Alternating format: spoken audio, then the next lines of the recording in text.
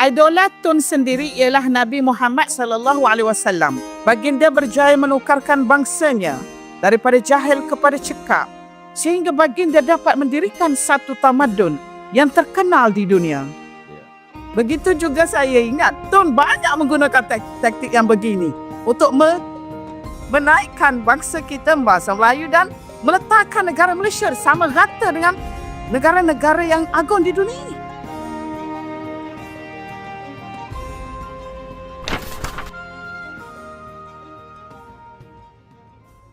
Proses memutuskan ni cukup sistematik, bro. Proses memutuskan akar umbi asal bangsa Melayu yang hanif ni, nenek moyang kita ni, dinarasikan dengan bahawa Melayu dulu tu menyembah agama Buddha, agama Hindu. Jadi di atas penemuan-penemuan arkeologi dan juga linguistik yang Prof sendiri temui, Sohail menafikan itu. Soalan saya,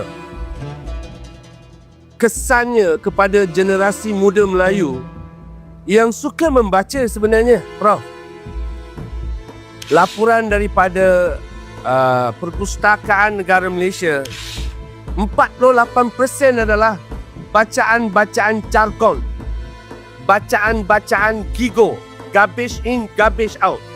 Kebanyakannya bacaan-bacaan yang bersifat hiburan, bukan bacaan-bacaan yang bersifat pemikiran. Nah, soalan saya, Prof, mungkinkah menghilangkan jati diri ini menyebabkan imej baru bangsa Melayu moden hari ini begitu kecil seperti lalat? Apa komen, Prof? Saya suka istilah itu. Begitu kecil seperti lalat, ya? Ya. Okey. Sebenarnya saya bersetuju dengan pandangan itu. Kenapa? Kerana walaupun data statistik menunjukkan rakyat Malaysia suka membaca. Tengoklah hari ini, saya datang ini pun tepat-tepat sampai pukul 12 kerana kita jam dekat Maxwell tadi. Betul. Semua orang ingin pergi ke Silvesta buku untuk mencari buku-buku yang mereka idamkan. Tetapi sejauh mana atau berapa persen buku yang boleh membentuk intelektual, kita tidak tahu. Tidak ada statistik khusus yang dikemukakan itu, kan? Tetapi bukti yang kita dapat, mereka masih lagi berpegang kepada yang mereka faham. Mereka tidak cuba mencari dan berdiskusi. Adakah benar maklumat yang saya baca ini atau tidak? Okey. Saya ingin memberi sedikit satu permasalahan yang timbul, ya. Kebanyakan daripada kita tidak boleh membaca bahasa selain pada bahasa Inggeris dan bahasa Melayu. Cuma sebahagian kecil saja boleh membaca bahasa Arab. Jadi, sekiranya anda boleh membaca bahasa Arab, dia memberi kelebihan sedikit kepada individu itu untuk memberi tafsiran terhadap penulisan-penulisan yang dalam bahasa Inggeris khususnya, ya. Sebagai contohnya, banyak data-data dalam bahasa Arab, buku-buku dalam bahasa Arab, tafsir-tafsir, buku falsafah, buku mantik, buku fiqh, buku dakwah. Dia menyentuh buku geografi, ilmu alam dan sebagainya, ditulis oleh bangsa ini. Dan buku itu ada sampai hari ini. Tetapi masyarakat kita, dunia Islam, tidak mengenengahkan buku-buku ini kerana bagi mereka out of date. Sudah tidak moden lagi. Jadi mereka berpegang kepada data-data yang baru. Dan data-data yang baru menggunakan bahasa Inggeris. Apabila menggunakan bahasa Inggeris, mereka dipelopori oleh bangsa yang bukan beragama Islam. Iaitu mereka daripada Barat, daripada Eropah. Tetapi kajian mereka itu dianggap teliti kerana mereka menggunakan pendekatan yang baru. Tetapi jangan lupa, Tuan Syed, buku yang kita tinggalkan tadi itu, yang berlambak-lambak, yang bergedung-gedung itu, jarang disentuh orang. Dan buku itu tidak semua diterjemahkan ke dalam bahasa Inggeris. Jadi apakah hasil yang kita dapat? Kita mendapat maklumat yang terpesong. Kerana saya sebut tadi, mufassir-mufassir ini Mereka menulis, mentafsirkan Quran, mentafsirkan urudil tafasir fil hadis, mentafsirkan syariah, fiqh, usul fiqh dan sebagainya itu berdasarkan lillahi ta'ala. Mereka tidak ada kepentingan politik, kepentingan diri sendiri untuk mendapatkan darjat dan sebagainya. Mereka itu hidup di dalam dunia yang penuh dengan keilmuan daripada Abbasi sehingga kan Fatimi dan seterusnya masuk kepada Uthmani. Penulisan yang mereka tulis itu menggunakan bahasa Arab fusah.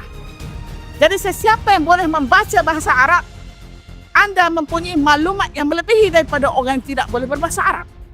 Jadi apa nasihat saya ialah anda mesti tahu bahasa Arab supaya anda dapat membuka dan meneroka rahsia-rahsia yang tidak dibongkar lagi. Saya ini bagi satu contoh tuan saya. Ada kebanyakan buku-buku dekat library di universiti saya sendiri tidak pernah disentuh. Ini dalam bahasa Arab dan berjilid-jilid. Universiti menghabiskan banyak duit membeli buku-buku tersebut. Dan harganya agak murah daripada harga buku yang baru kerana dia sudah lama. Tetapi bila tak ada orang buka, dia dah menepu tau. Bila kita nak buka, jadi dia memberi kelebihan kepada saya seorang lah untuk saya buka sebab kita kaji daripada tarikhiyah. Satu lagi tuan Said, tidak semestinya orang yang boleh bahasa Arab itu tahu semua. Sebab tarikhi ini, sejarah ini dia mesti kepada pembacaan yang luas.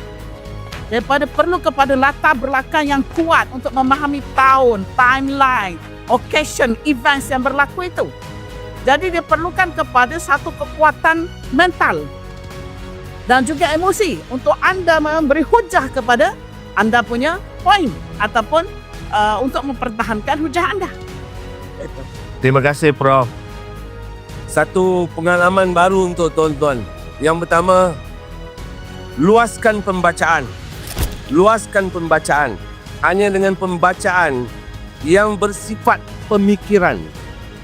Pembacaan yang menghidupkan dialektika. Berfikir. Kerana saya rasa malu nak sebut depan Prof, tapi dalam Quran Tuhan sering kali bertanya manusia, afala ta'qilun? Mu tak erti fikir ke? Kan? Afala yatadabbarun? Mu tak perhati ke? Minta kalau dapat Prof pilih satu di antara pesan-pesan Tun ini yang berkenaan dengan pemikiran atau kepimpinan yang Prof rasa perlu diangkat untuk dijadikan pesanan kepada masyarakat Melayu terutamanya. Terima kasih Prof. Silakan. Okey, saya memilih amanat nombor 1. Amanat nombor 1. Amanat nombor 1 muka surat 47, tidak silap saya? 47. Okey. Ya, Puan. Saya baca ya. Ya, Idolatun sendiri ialah Nabi Muhammad sallallahu alaihi wasallam. betul. Baginda berjaya menukarkan bangsanya daripada jahil kepada cekap sehingga baginda dapat mendirikan satu tamadun yang terkenal di dunia. Untuk menjadi pemimpin yang baik, kita mestilah tentukan dahulu siapakah idola dan mentor kita. Ya. Okey. Ini satu yang fantastik bagi saya. Ya. Sebelum itu, saya ingin bagi sikit takrifan yang dikemukakan oleh penulis buku ini ya, tuan-tuan dan puan-puan, iaitu mereka telah mendatangkan sebuah takrifan yang cukup komprehensif apabila mendatangkan perkataan Rabbani. Perkataan Rabbani, iaitu perkataan Rabbani berasal daripada perkataan Rabbaba. Sesuatu ilmu yang berasal ataupun datang daripada ketuhanan, ilmu ketuhanan. Jadi buku ini paksinya adalah ilmu ketuhanan yang menggunakan istilah Rabbani. Kemudian disandarkan kepada kata-kata hikmah yang dikemukakan oleh Ayahanda Tun Dr. Mahathir selaku pemimpin pulung kita, dan kemudian disandarkan kepada civilization ataupun tamadun-tamadun dunia. Saya kira buku ini sungguh hebat sekali dan ia unik. Ya, apa yang menariknya ialah apabila di amanat yang pertama ini Tun Mahathir menyediakan satu statement ataupun kata-kata bahawa idolanya itu ialah Nabi Muhammad sallallahu alaihi wasallam. Nabi Muhammad telah dilahirkan pada 571 dan wafat pada 632 Masihi. Dan ketika zaman beliau itu dua tamadun besar, dua kuasa gergasi besar, iaitu Rom dan Parsi. Dan bayangkan Rom itu di sebelah barat dan Parsi di sebelah kanan. Dan bayangkan baginda di tengah-tengah bersama para sahabat di dunia Arab yang penuh dengan kambing-kambing, unta-unta, dengan bau-bau di padang pasir yang tidak ada pembangunan dan tidak ada harta benda. Tetapi baginda dapat membangunkan sebuah tamadun besar, menjatuhkan kedua-dua pihak, Rom dan Parsi. Hasil daripada pegangan kepada Rabbani tadi, ilmu Rabbani. Apa yang dimaksudkan dengan ilmu Rabbani? Ilmu Rabbani yang berpegang teguh kepada paksi yang diturunkan oleh Allah Subhanahu Wa Taala. Sekiranya anda menjadi abid yang taat, Allah akan memberi anda kehormatan, keamanan, ketenangan sebelum anda menghadapi Rabbul Jalil di akhirat nanti. Dan inilah yang telah dipasankan oleh Tun Dr. Mahathir apabila dia menjadikan Nabi Muhammad SAW sebagai idola beliau. Dan kita kena ingat apabila berlakunya antara pertempuran antara Rom dan Parsi itu, kaum Arab di Jaziratul Arabiyah, di Peninsula Arab atau Semenanjung Arab telah bangkit. Mereka mendengar sahaja Rasulullah seorang yang bijak. Dia mendengar sahaja, baginda mendengar sahaja apa yang berlaku di antara Parsi dan Rom. Dan disitulah juga yang saya ingin sambung sikit, apabila datangnya sahabat kepada baginda memberitahu bahasanya, wahai Rasulullah, pihak Parsi telah melantik anak perempuan Kisra menjadi pemimpin. Maka apa Rasulullah jawab? Lam yuflihal qaumun walau amrahum imra'atan. Tidak akan berjaya satu kaum yang melantik perempuan di kalangan pemimpin mereka. Tetapi ramai yang salah faham tentang ayat ini, tentang hadis ini. Mereka beranggapan bila Rasulullah berkata begitu, maka sampai kiamat perempuan tidak akan boleh menjadi ketua. Salah. Bukan begitu maksudnya. Kenapa Rasulullah SAW memberi pandangan itu? Kerana untuk melemahkan musuh. Bahawasanya kamu jangan sekali-kali melantik kaum wanita, kerana dia nak suruh pihak Islam yang menang. Ini adalah taktik politik. Begitu juga saya ingat Tun banyak menggunakan taktik yang begini untuk menaikkan bangsa kita, bahasa Melayu, dan meletakkan negara Malaysia sama rata dengan negara-negara yang agung di dunia ini. Itu. Terima kasih, Bro.